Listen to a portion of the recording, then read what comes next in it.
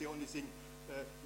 Why should I talk about something which I have no phenomenon for? But wait a minute, I'm an atheist.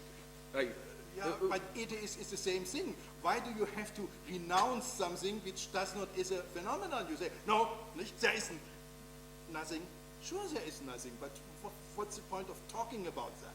There are nothings and nothings. Yeah, I know there are no there things is, on nothing. there is wrong, okay. Okay, there's a history, I agree with you, there's history and power, and there's a pope, and there's also a big entertainment industry called religion and so on, and it turns into, sometimes into a cult and has a lot of victims and so on, etc. So there I see a lot of political argumentation. I still don't see the philosophical part of it. And I agree, what you do is you take out these old stories, as literature. With Job and so on. Yeah, the Job, literature metaphor, you can draw some insights, make it, it's another form of you joking, you're joking with serious material, so to speak. I understand that still, is it worth your brain power?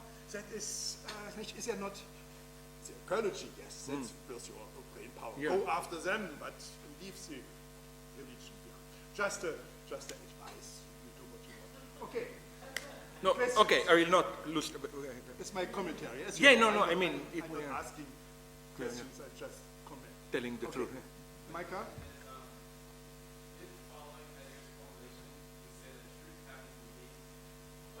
Sorry, truth.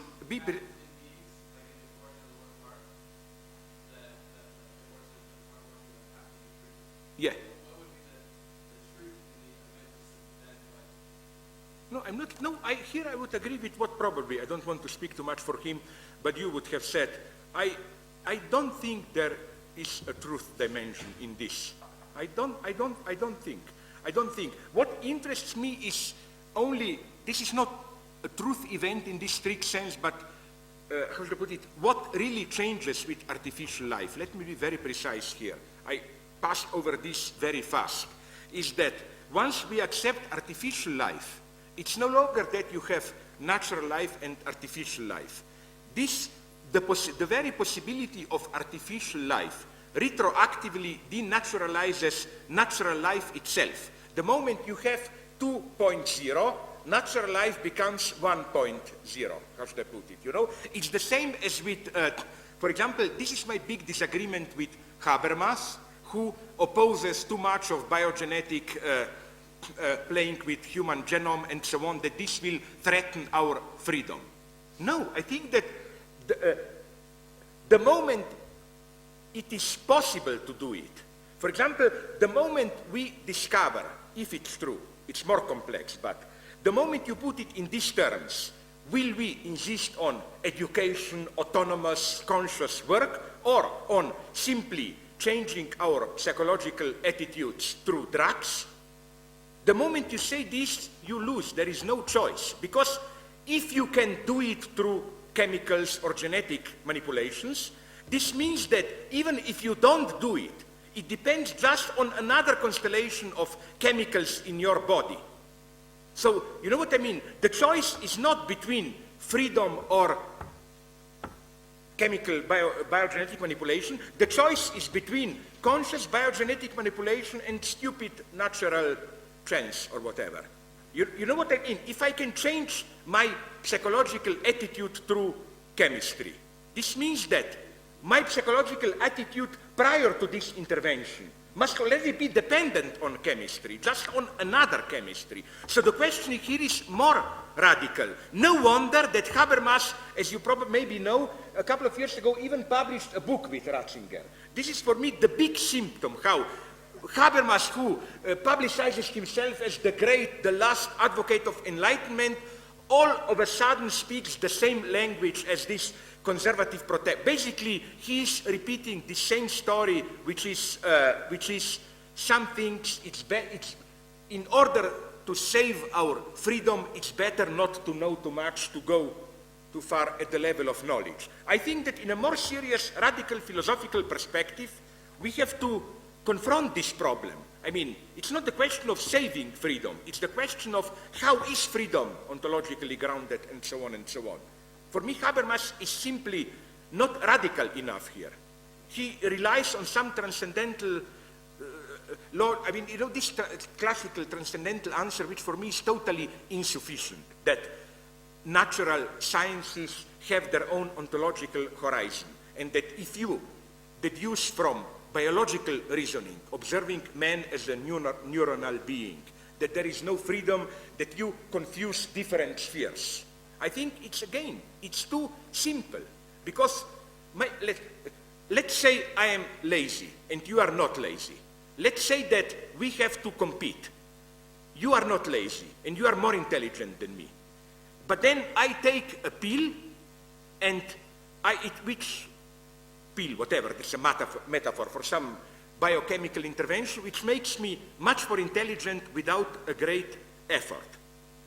Now, you would say, but this is, maybe you would say, I don't know, but this is unfair. I worked hard, you just did it. Then I would answer, but why is it unfair? If I was able to do it through chemistry, this means that you having to work much more was simply the result of not having enough chemistry like me. Take the pills.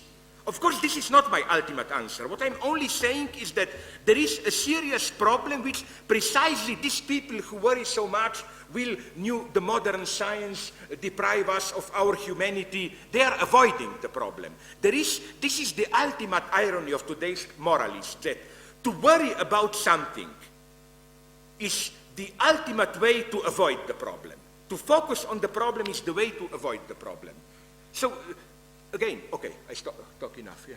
Have you ever encountered Helmut Plessner? Yeah. The anthropologist, yeah. Philosophical anthropologist. Right-winger, no? Right-winger, no? No. Politically, I mean. No. Are you sure? Yeah, no. In my black book, it's... Yeah, in your black book, because it's one of his key notions, Begriffe was, we are the artificial by nature. Yeah.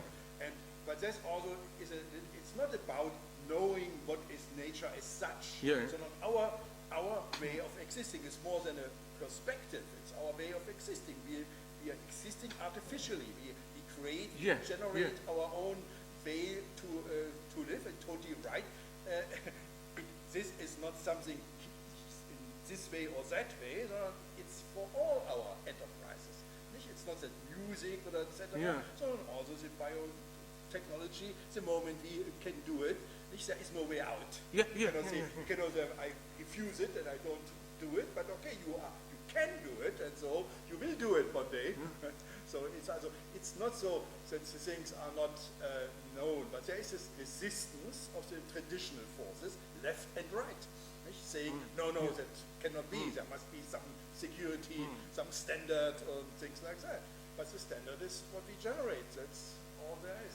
There were 2-3 of them. So that, Okay, let me go from the graduate middle. Also, please speak first. I just had a comment. I don't know if you've heard about Sam Harris's work, these brain imaging projects. To repeat my joke from my afternoon talk, which you were there, of course I know about it. My thesis is, when people ask me, why are you for death penalty? Well, because Sam Harris is alive. How should I put it? No, I really hate that book.